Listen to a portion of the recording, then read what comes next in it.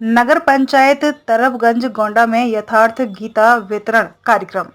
जनपद गोंडा में स्थित तरबगंज नगर पंचायत में आम जनमानस के सहयोग से विश्व गुरु विश्व गौरव से सम्मानित तत्व दृष्टा महापुरुष परमहंस स्वामी श्री अड़गड़ानंद जी महाराज कृत यथार्थ गीता वितरण कार्यक्रम का आयोजन किया गया। पूज्य गुरुदेव महाराज के शिष्य सोहम महाराज जी के सौजन्य से यह कार्यक्रम सकुशल संपन्न हुआ, जहां छात्र छात्राओं, अध्यापकों, राजनीतिज्ञ एवं सामाजिक कार्यकर्ताओं को यथार्थ गीता दिया गया। सोहम महाराज जी ने बताया कि ओम आदि मंत्र है और यथार्थ गीता आदि धर्म शास्त्र है, जिसको गुरुदेव भगवान ने ईश्वरी आदेश पर लिपिबद्ध किया है और यह सर्वश्रेष्ठ शास्त्र पूरे विश्व को मुक्ति का खुला आमंत्रण देती है। मंदिर में हमारा पूरा छकाई है महाराज जी को ना, और घंटी 1.5 घंटा डला।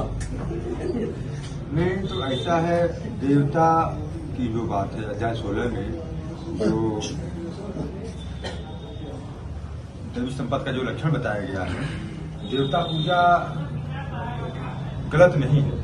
आरंभिक अवस्था में उस परमात्मा सर्वसमर्थ सत्ता कोई है, उनको पूजा उपासना करनी है, लेकिन वो प्राइमरी लेवल की तक बात है।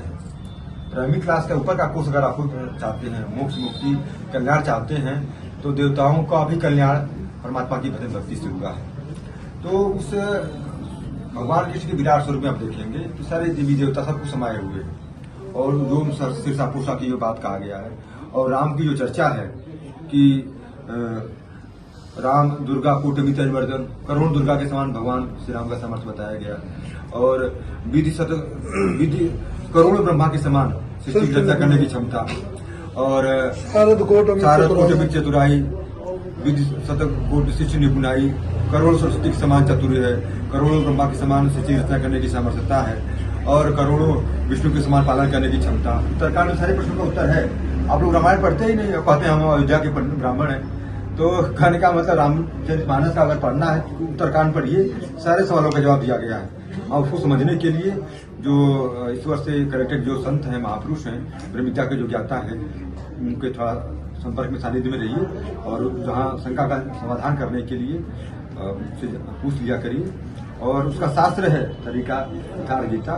तो ओम शीर्षा पूषा की जो बात कहा गया है, विराट जो पुरुष परमात्मा है, और उसी परमात्मा के मंदिर तो बहुत सारे बने, लेकिन मंदिर, तीर्थालय और धार्मिक स्थल तो बहुत सारे बने, लेकिन मूर्ति एक भी नहीं। क्योंकि और परमात्मा बिनु पग चले सुने बिन काना कर बिन कर्म करे बिन ध्यान, तो सर्वव्यापी सत्ता चूटी के नुपुर बाजे सो भी साहब सुनता है। तो उस सर्वव्यापी परमात्मा का भजन चिंतन का माध्यम सदगुरु है।